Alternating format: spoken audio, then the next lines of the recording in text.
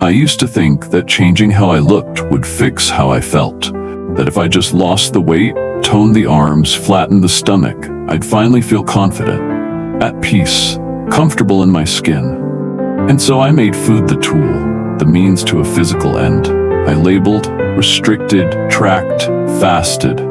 I fed the illusion that smaller meant better, that tighter meant stronger, that thinner meant happier. But what no one told me was this: the mirror doesn't lie, but it doesn't tell the whole truth either. Because what I saw in the mirror was never just my body. It was years of judgment layered into one glance. It was culture, shame, memories, expectations. It was every ad that told me beauty looked a certain way. Every comment that cut deeper than it should have. Every compliment that praised my discipline more than my joy. And food became a battlefield, one where I tried to win approval, not nourishment. Until one day I asked a different question. Not, what do I need to change? But, what if I'm not the problem? That's what this episode is about. It's not about body positivity or loving every curve. It's about rewriting the story we tell ourselves every time we eat, every time we look in the mirror, every time we choose what to put on our plates. It's about seeing food not as a way to shrink ourselves, but as a way to come home. It's about building a relationship with food that says, I don't have to be at war with myself to be worthy of nourishment. We'll talk about the psychology behind body image, how restriction fuels obsession, how real food, eaten with presence and self-compassion, changes not just how we feel physically, but how we see ourselves emotionally. And we'll explore what happens when meals become moments of care, not control. Because when you stop using food to change your body and start using it to change your story, something powerful happens. You don't just heal your plate, you heal your reflection. The first time I truly tasted food again was also the first time I didn't use it to fix myself. I was sitting on the floor, not even at a table, just holding a simple bowl of roasted vegetables, chickpeas and quinoa, with a spoonful of tahini on top. I wasn't thinking about macros. I wasn't thinking about bloating. I wasn't even thinking about my body. I was just there, present, and in that quiet, something shifted. My body didn't feel like an object. It felt like a place I lived.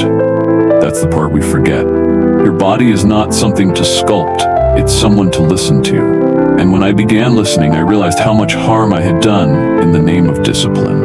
The hunger I ignored, the cravings I shamed, the softness I fought, all of it rooted in a story that told me I was only as worthy as I was small. So I rebuilt the story. Not overnight and not without relapses, but one meal at a time. Breakfast was no longer a test of willpower. It became a ritual of grounding. I stopped drinking black coffee on an empty stomach and calling it intermittent fasting. I started eating eggs with sautéed spinach and sourdough toast, or oatmeal with flax and berries. Protein, fiber, warmth. Food that helped me feel safe. Not because it changed my waistline, but because it told my nervous system, you're not being punished anymore. Lunch became a break from productivity. Not something rushed in front of a screen, but a moment to step away. To feed myself like I would feed someone I loved. A bowl with farro, roasted chicken, roasted carrots, greens, and a dressing made with tahini and lemon. Not perfect, just whole. Dinner became soft, not strict. Lentil soup with garlic and turmeric.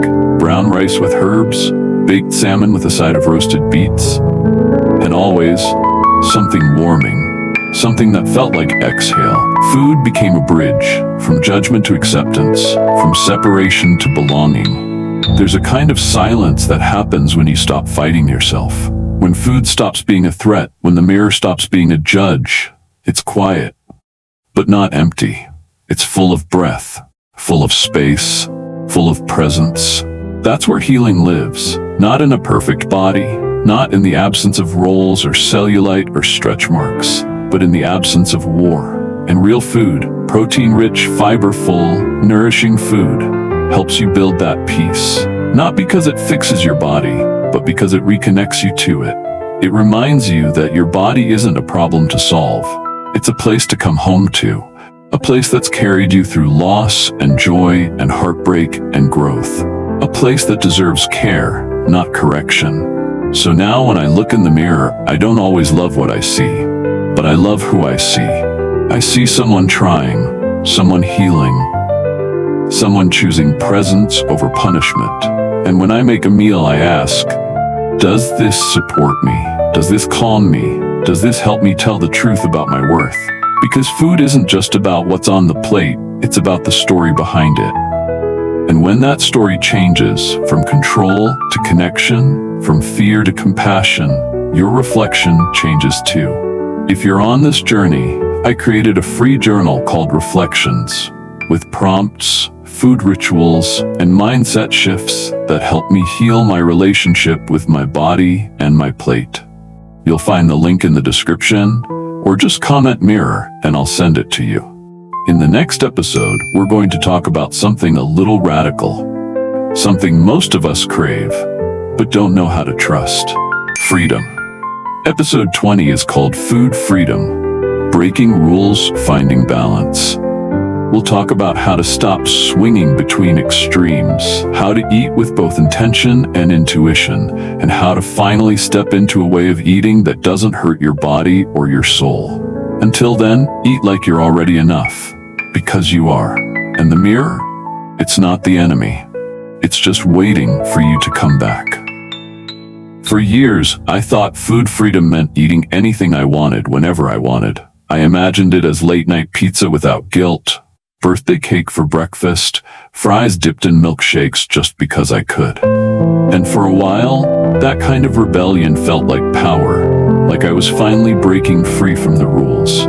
But what I didn't realize was I was still trapped, just on the other side of the same coin. Because if restriction is obsession in disguise, so is rebellion. When you swing from one extreme to the other, from strict control to chaotic eating, you're not free. You're still at war, still reacting, still letting food define the rules of your worth, your identity, your safety. Real food freedom isn't loud. It doesn't shout, I can eat anything I want. It whispers, I trust myself to choose what supports me. And that kind of freedom? It's quiet, it's grounded, it's built on something deeper than rules. It's built on relationship. That's what this episode is about. Not the freedom to eat everything, not the fear of eating anything, but the space in between, where food becomes just food again, not morality, not judgment, not punishment or reward, just nourishment, just choice, just care. We'll talk about how to get there, how to unlearn the noise of diet culture, how to tune back into your body's cues: hunger, fullness, satisfaction, energy. How to use protein and fiber and real food not as control tools, but as support tools. And most importantly, how to break the cycle of guilt, shame, and all-or-nothing thinking that's kept you swinging between extremes for too long. Because food freedom isn't about eating perfectly, it's about eating peacefully. I used to live by rules.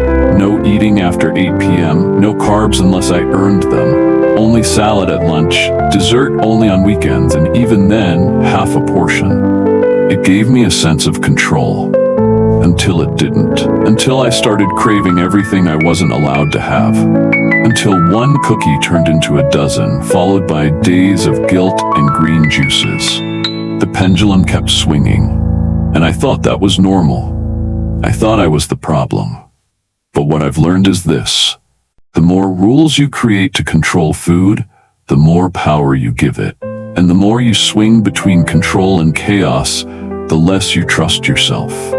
So I started asking different questions. Not, what should I eat? But what makes me feel steady? What helps me focus? What helps me sleep?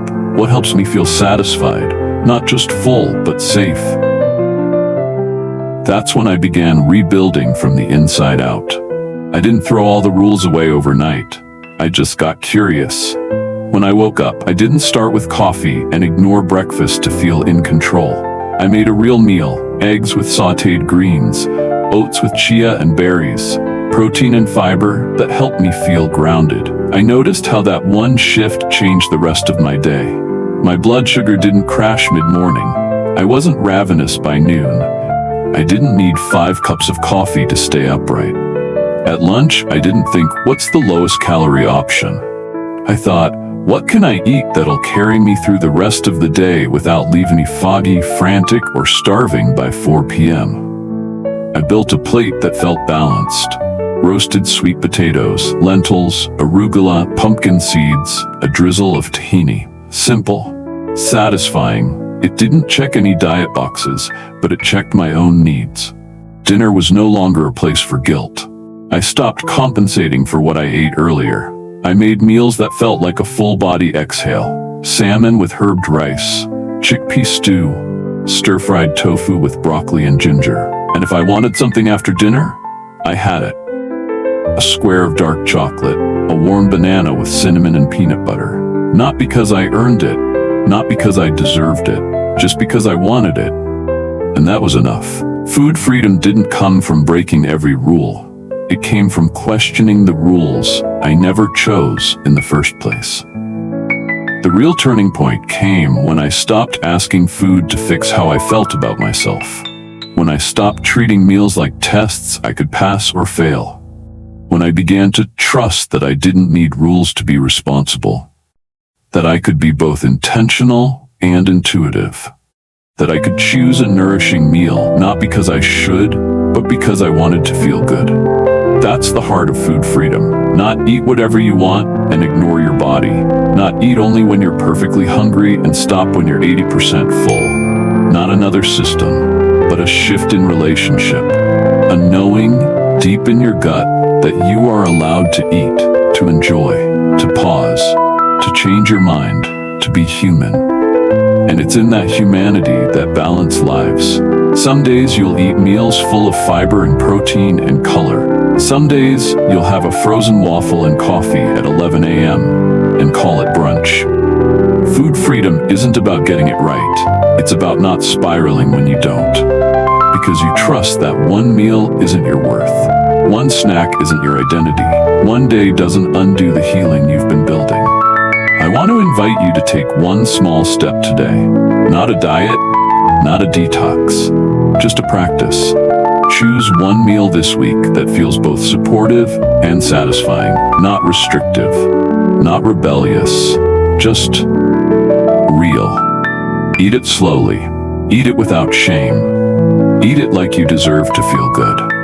If you'd like help getting started, I've created a free guide called the Food Freedom Blueprint. It's not a plan, it's a reflection tool with prompts, gentle principles, and meal ideas that help you create your own version of peace with food. You can find the link in the description or just comment freedom and I'll send it to you. In our next episode, we'll bring this full circle. We'll explore how comfort food, when built with intention, can be the most healing, balancing, soul-honoring thing you ever put on your plate. It's called comfort food that heals, high protein and fiber plates with soul. Until then, eat like you're already free. Because you are. There's something about a warm bowl of food that hits different when your heart is heavy. When you've had one of those days. When the world feels loud, your thoughts feel scattered, and all you want is something that feels like a hug from the inside out. That's what comfort food has always been for me. Not just calories, not just cravings, but memory, nostalgia, a thread to something familiar when everything else feels shaky. But for the longest time, I believed comfort food and healthy food couldn't coexist. I thought comfort meant carbs and cheese and crash diets to fix it later. I thought healing meant green smoothies and raw salads and missing out on flavor, on fullness, on feeling home in my own body. Then something shifted. I stopped asking food to either numb or punish me. I started asking, what if comfort and nourishment aren't opposites? What if I could build meals that felt like soul food and supported my body? That's what this episode is about. We're going to dive into real comfort food, the kind that warms you, grounds you, loves you back. Meals rich in protein to keep you steady, full of fiber to feed your gut and mood, packed with herbs, spices, and flavors that light something in you.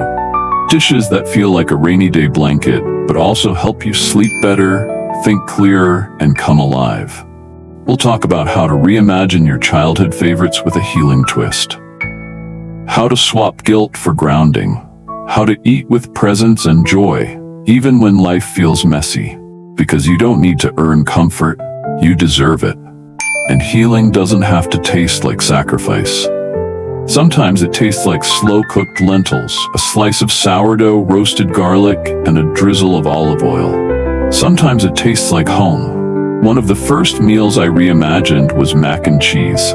It used to be my go-to after a hard day, when all I wanted was creamy, salty, carby comfort. And honestly, it always worked, for about 10 minutes. Then came the crash, the bloating, the guilt, the spiral. But I didn't want to give up the feeling it gave me. I wanted to keep the comfort, just lose the consequences. So I started experimenting. I cooked chickpea pasta, rich in plant protein and fiber. I blended roasted butternut squash with cashews, garlic, and nutritional yeast for a velvety sauce. I added a handful of spinach, stirred in some lentils, topped it with toasted seeds, and sat down with the bowl like it was sacred. And when I ate it, slowly, gratefully, I realized something. I didn't miss the original. I didn't miss the heaviness. I didn't miss the crash, because I felt nourished, not just fed, but restored. And that's the difference. Comfort food that heals doesn't take away the emotional connection. It deepens it. It lets you feel loved and energized, full and free, like you're honoring your past, but feeding your future. Another favorite of mine is chili. It used to be the classic beef and beans version from a can. Fast, salty, familiar. But now, I make a pot of slow-simmered black bean and lentil chili, with smoked paprika, cumin, garlic, and a dark square of 90% chocolate to bring out the richness. I serve it over a scoop of brown rice or quinoa, with avocado slices and a squeeze of lime. Sometimes a dollop of Greek yogurt on top. And every bite feels like sitting on the porch in fall, sweater on, heart full. Comfort food doesn't have to be fancy, but it does have to feel safe. That's the core of it. Not just flavor, but safety. Nervous system safety. Gut safety. Emotional safety. And that's what high-protein, high-fiber comfort food gives you. It says, I see your need. I meet it with compassion. I meet it with steadiness. I meet it with warmth. The most healing meals I've ever had weren't the ones that checked the most health boxes. They were the ones that brought me back to myself.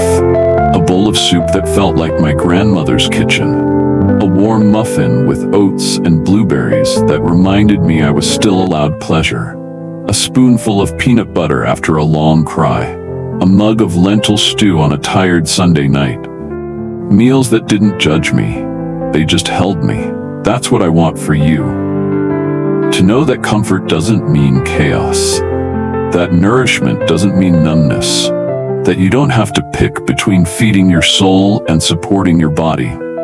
Because with the right ingredients, with protein, fiber, warmth, and presence, you can have both. You can eat in a way that regulates your blood sugar and your emotions.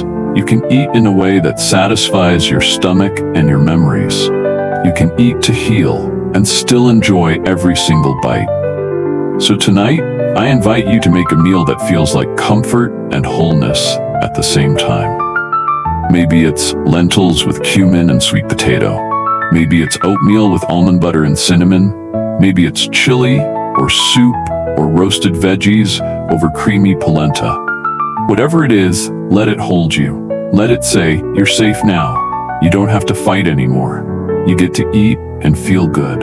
And if you want a little inspiration, I've put together a free PDF called Comfort Plates with 10 high-protein, high-fiber comfort food recipes I return to again and again. You'll find the link in the description, or you can comment comfort and I'll send it to you directly.